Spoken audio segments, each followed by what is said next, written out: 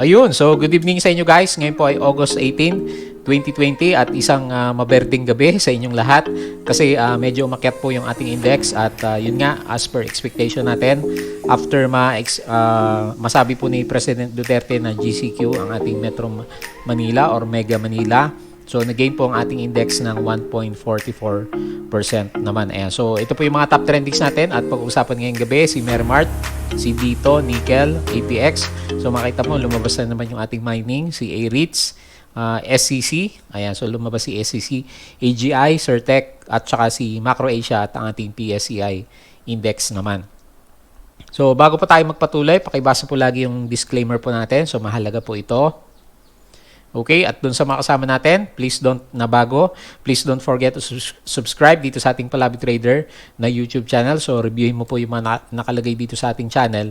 Lalong-lalo na po yung mga daily reviews pa natin. Baka makatulong sa'yo kung hindi ka pa masyadong marunong mag-analyze dito sa ating market naman. At dun sa mga iba pang vlogs po natin, yung mga strategy natin kung paano tayo nagtitrade, and then yung mga basic technical indicators naman natin dito para makasabay po kayo dito sa mga reviews po natin sa daily updates po natin. So kung medyo bago kayo, kailangan kabisaduhin nyo ng konti yung mga technical terms na ginagamit po natin dito at lalong-lalo na yung pagmamanage po ng risk. So wag ka masyadong all-in or medyo excited dito sa ating market kahit ganyan umakit pa rin po yung ating index naman. So kung gusto mo makipag-usap sa mga kasama natin na traders, follow mo na lang ako dito sa aking Facebook account na Palabi Trader at i-check mo po yung mga pinopost po ng mga kasama natin or yung mga pinopost natin.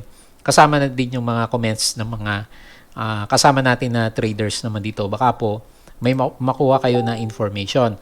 And then dito naman sa ating Palabi Trader na Facebook page, so follow mo na lang ako. Nag-update din tayo dito, and then dito naman sa ating Palabi Trader na Twitter account para naman doon sa mga nire-retweet po natin. So kanina maraming tweet na nakita tayo galing kay CUL Financial, so pwede nyo ring bisitahin yung kanyang Twitter account para sa mas detailed po na explanation ng mga earnings. So lumalabas marami dito mga first half earnings, yung first 6 months po of the year, and then yung ating Q2 performance. So anyway, majority naman is loss yung makikita nyo maliban dun siguro sa ating mga mining saka grocery sectors. So pasadaan nyo din po yung website ng ating broker naman para sa kanyang mga updates. Okay? So punta tayo dito sa ating PSCI index. So medyo maganda nga yung nangyari at gumagalaw yung market based sa expectations naman natin. So sana tuloy-tuloy siya hanggang sa makarating tayo siguro dito sa ating 6,557 level naman. So medyo mabagal nga lang yung pag-akyat niya. So napansin niyo naman siguro from 9:30 AM hanggang 10 AM, hindi po masyadong gumagalaw si PSEI. Then around 11 AM, nagkaroon siya ng konting breakout, and then sunod-sunod na nga yung paggalaw po ng ating market hanggang sa mag-gain tayo ng 1.44%. So dahil dyan, nakita natin dito yung medyo pababa na RSI, medyo nag-upsurge na naman siya. So ibig sabihin, so meron talagang buying momentum dito sa ating PSEI market. So meron tayong maliit na rally na pinupuntahan. So hanggat pakyat po siya, sumabay po tayo dito sa ating index. So majority kasi ng mga blue chips is nagtataasan naman yung mga values. So medyo mahina nga lang yung ating MACD kasi hindi naman masyadong explosive yung paggalaw ng ating index. Hindi po kagaya dito around May nung magkaroon tayo ng GCQ sa Mega Manila from ECQ lockdown. So medyo mabagal po yung pag-akyat ng ating index. So makita mo dito sa ating net foreign buying or selling, selling na naman tayo ngayong araw na to, negative 229.36 million. So yung after 2 days na magkaroon tayo ng net foreign buying, puro net foreign selling naman yung nilalabas ng ating mga foreigners naman sa ngayon. Ayan, so kaya medyo tempered po yung pag-akyat ng ating index naman. Okay, so punta tayo dito sa ating world indices. So mukhang magiging sideways po si US market or rather sideways to green kasi medyo okay naman, 0.25%. Halimbawa itong CDO futures, yung galaw po niya. So kahapon, so makita mo dito, patuloy na umarangkada talaga si Nasdaq Composite index naman natin. So minsan dito nakadepende si ano, 'di ba? Yung sinasabayan ng ating mga mining companies, si Tesla at saka yung mga gold prices natin, makita mo dito, mataas na naman siya. So nag-gain na naman siya 0.8% as of this time.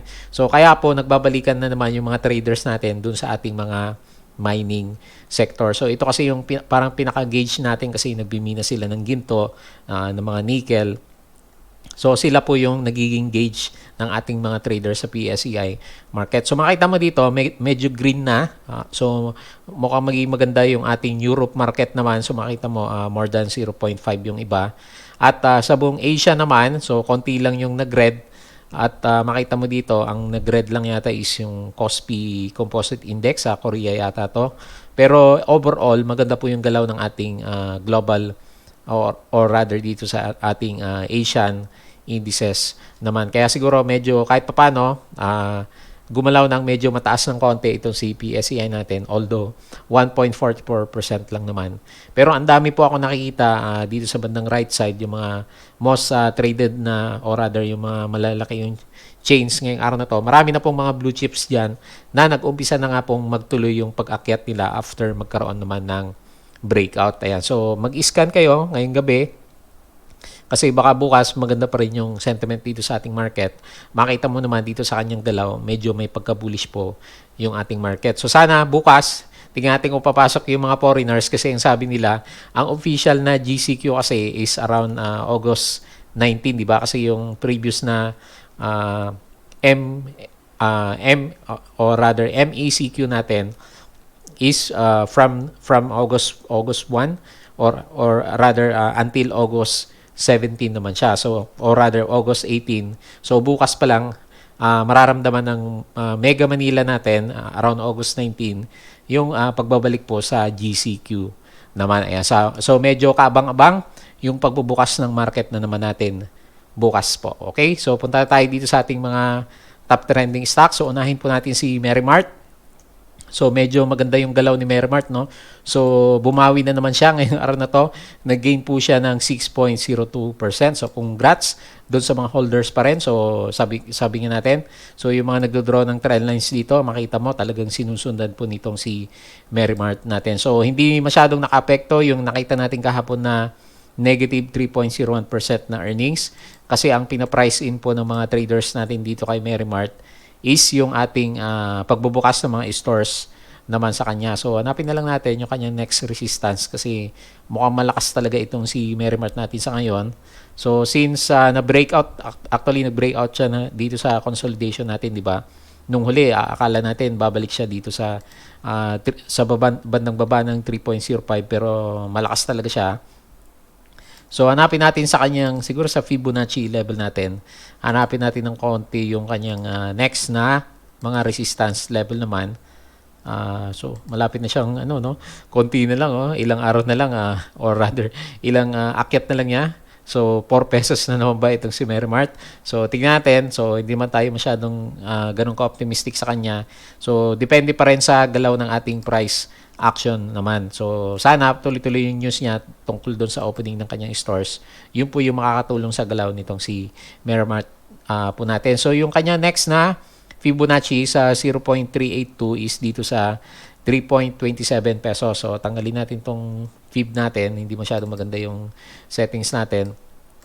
So yan po yung aabangan natin bukas kung kakayaning basagin po nitong si Merrimart natin. Kasi yung last resistance natin sa around 3.05 dito sa may guhit natin. So na-break na niya, at yun nga medyo malakas siya. So sa volume, maganda talaga, makita mo dito guys. So yung mga volume natin talagang puro green.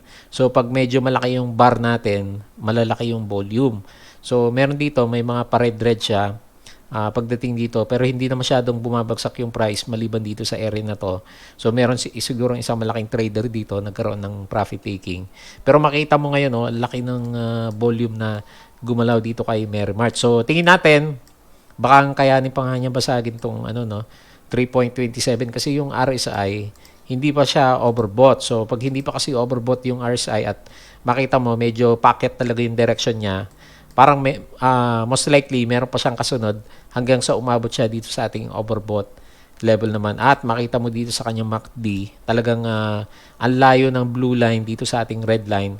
So, merong malakas na optimism po dito kay Merrimart. So, may mga nagbigay na sa atin ng ng schedule nitong si Merrimart kasi lagi kong sinasabi around September may magbubukas na naman. So, silipin natin ng konti. Meron akong na-snapshot dito doon sa mga kasama natin. So, makita mo dito yung kanyang next na pagbubukas. So, August 18 ngayon, di ba? So, meron pa pala siyang isa, oh. So, sa may Rojas naman yung susunod na Merrimart around August 28. And then, yung next, so after a few days lang, so every week na yata to, no? September 3, September 8, and then September 17, and September 25. So, apat na store, at least apat na store sa isang buwan po itong si Merrimart. So, hindi maubusan ng kwento itong si Merrimart.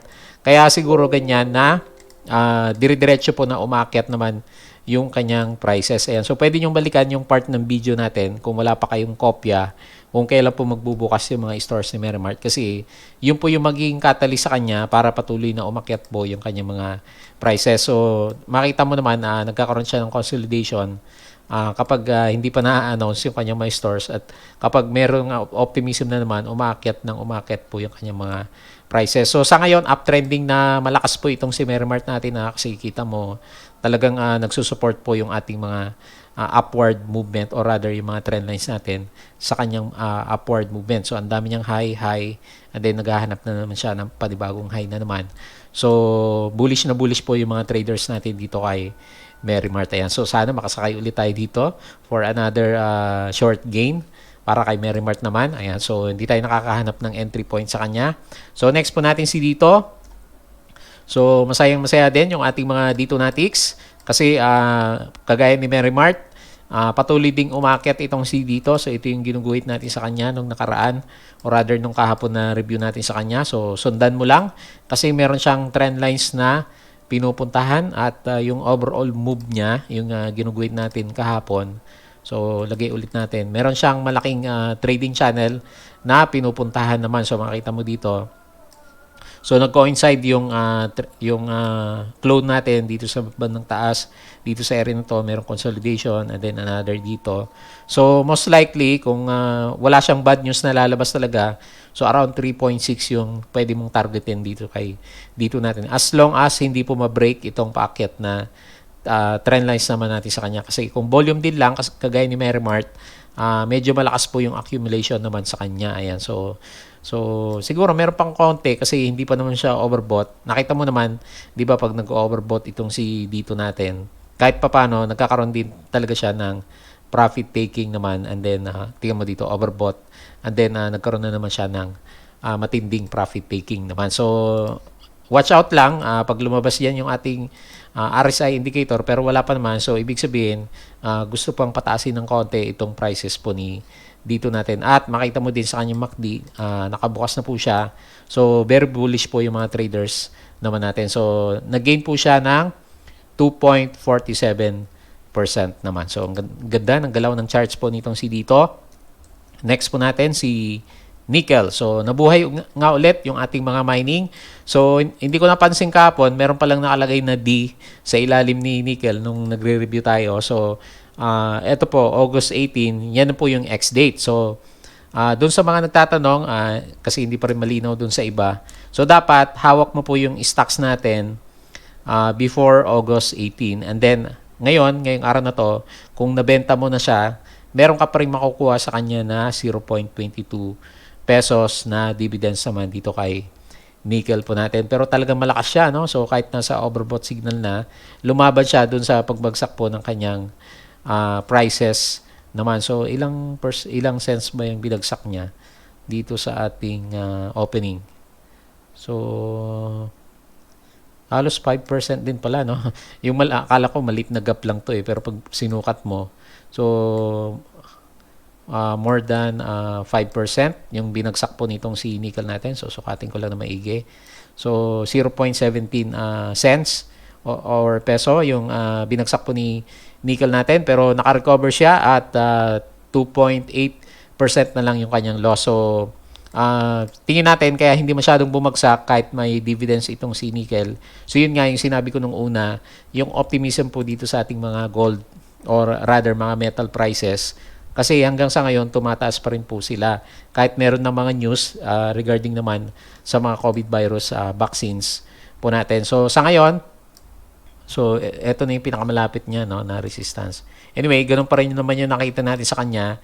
Meron kang isang trading channel kung saan naglalaro yung prices po nitong si nickel natin. Ayan. So medyo, para madaling makita, dito muna tayo titingin sa area naman na to hanggat hindi naman nabibreak yung ating trend lines na pwedeng iguhit naman sa kanya. So tingin natin, intact pa naman. Based po dito sa movement ng prices nitong si nickel naman natin. Ayan. So, watch out lang. Huwag siyang babagsak dito sa bandang baba. Kung hindi, magko-correct muna siya at maghahanap ng kanyang next na support which is around siguro dito mga 2.68 naman. Pero sa ngayon, malakas pa rin yung optimism dito naman kay nickel po natin. Ayan. So, okay kahit papano. Yung RSI natin is medyo kung sisilipin mo na maigi, medyo nag-breakdown siya. Pero since nasa overbought signal, so kahit papano, may optimism talaga dito kay nickel. And then, okay pa naman yung MACD. So medyo nagka-curve down siya pag titignan mo na maigi, pero okay pa yan. Kasi malayo pa naman yung blue line dito sa ating red line naman. Ayan. So congrats po dun sa mga nakahuli ng kanyang dividends. So at least kahit papano, may dividends ka na. And then, hindi naman bumagsak masyado yung prices po nitong si nickel po natin. So, isa pang mining, si APX. So, nag-fill the gap na itong si APX sa sobrang lakas ng ating mining companies. Ngayong panahon na to.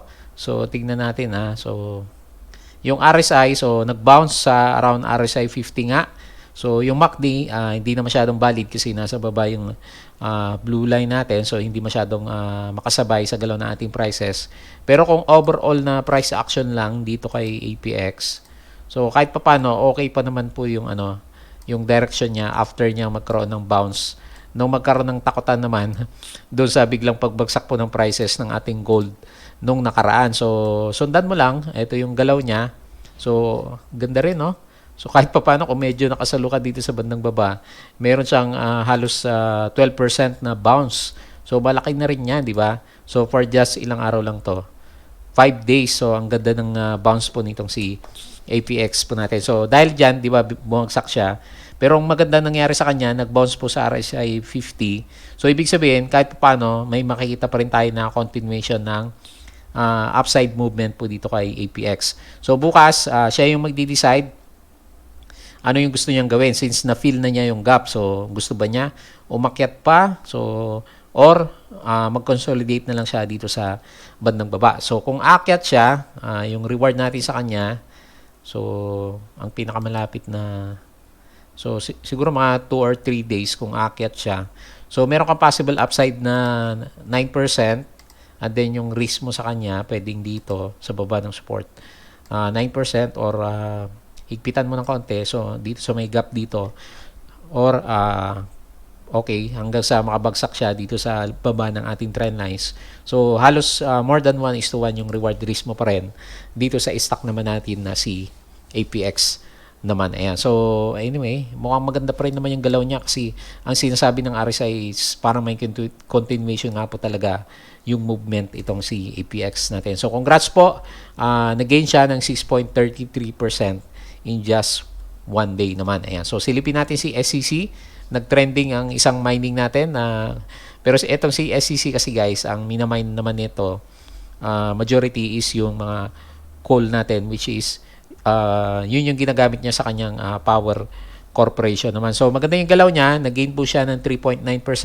So, meron siyang isang maliit na bounce after niya magkaroon ng double bottom dito sa area na to. Pero, syempre, based pa rin sa review natin kahapon, sabi natin, maganda maka-breakout siya sa labas ng ating downtrending line. So, kahit paano sana dito sa labas ng ating MA20 para yung chance na babagsak siya ulit at mag-retest dito sa bandang baba is mas maliit na at mag-recover siya ng konti papunta nga dito sa pinag-uusapan natin nung nakaraan ang sabi natin is around dito sa 11 pesos naman. Yung pinakamalakas na resistance sa ngayon nitong si SEC. So maganda nga yung ano niya, no? Makita mo meron kang bullish divergence, diba? Pabagsak yung price pero yung RSI is pataas. So ibig kasing sabihin niyan, meron yung konti, may momentum buying dito kay SEC natin at may chance na umakyat yung kanyang price. So sana makalabas dito sa siguro mga around RSI 43 para kahit pa paano siguro around RSI 50 magkaroon ulit ng momentum si SEC para bumalik dito sa around 11 pesos or siguro i-retry niya kung medyo malakas siya yung ating MA 100 naman. Ayan. So medyo kaabang-abang din yung galaw niya, no? Kahit pa paano may konting bounce po itong si SEC natin. Ayan. So tingnan natin kung mawala na yung pagiging negative ng mga traders natin sa kanya. Based nga dun sa pagkakatanggal po niya as a blue chip company naman. Okay? So, next po natin si AGI. So, ganda ng galaw nitong si AGI, no? So, ito yung mga gusto-gusto nating galaw eh. So, kung napanood nyo yung video natin, di ba? Nung, yung kailan ko ba in-upload yun? So, last week yan yata to, itong LTG na trade natin. Actually, ganun din yung galaw ni LTG, di ba? Silipin lang natin ng konti para may preview tayo kay LTG. So, ito yung nag-gain tayo nung nakaraan sa kanya. Halos 16% ba yung gain natin sa kanya? Kaka-average. So, makita mo din dito, mula sa kanyang breakout, ito yung or rather, siguro ito yung consider mong breakout. So, may gustong galaw din itong si LTG. So, ito naman si AGI, halos parehas yung setup nila, di ba?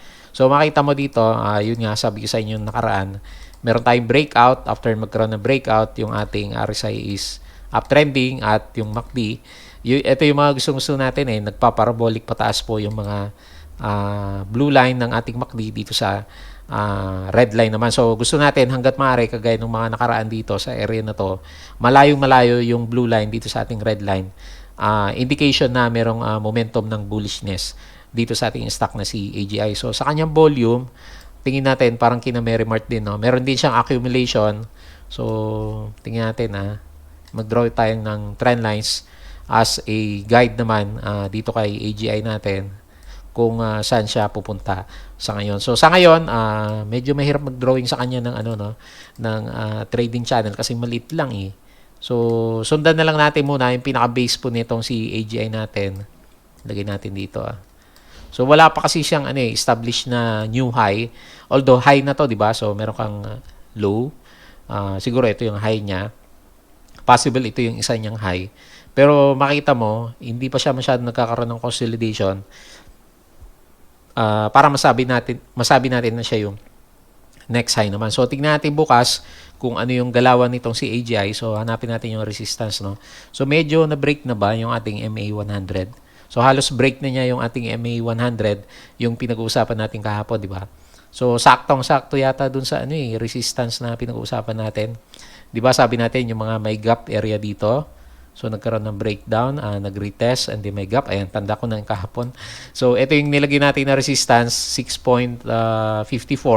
So halos nandun na po yung prices nitong si AGI. So tingnan natin bukas kung hindi siya mauntog.